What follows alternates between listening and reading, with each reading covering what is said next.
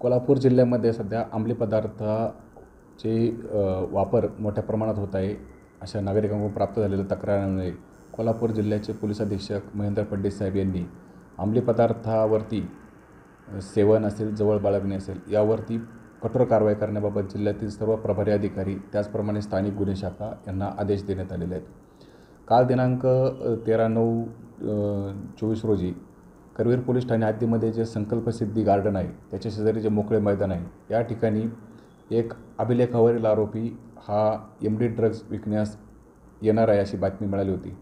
त्या अनुषंगाने स्थानिक गुन्हे शाखेचे API मसुटके, PSI जालिंदर जाधव व पथक व आम्ही स्वतः त्या ठिकाणी सापळा रचला असता MG हेक्टरमधून अभिलेखावरील आरोपी समीर शेख उर्फ साजन उर्फ पाब्लो हा त्या ठिकाणी ड्रग्ज विकण्यासाठी आला होता. त्या सापळा लावून ताब्यात घेण्यात आले. त्याच्याकडून 12 ग्रॅम MD ड्रग्ज 45,000 रुपये किमतीचे व ती MG हेक्टर गाडी ही ताब्यात घेण्यात आलेली आहे.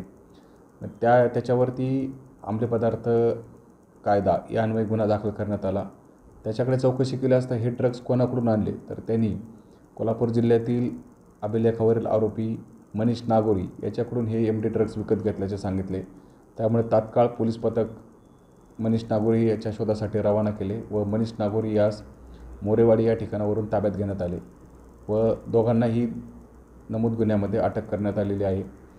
दोघांना आज रोजी माननीय न्यायालयात हजर केले असता माननीय न्यायालयाने त्यांना 18 तारखेपर्यंत पोलीस कोठडी देण्यात आलेली आहे.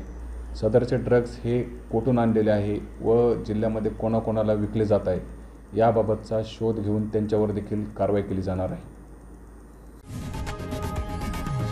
लोकशाही मराठी ऐका, पहा, जागरूक रहा.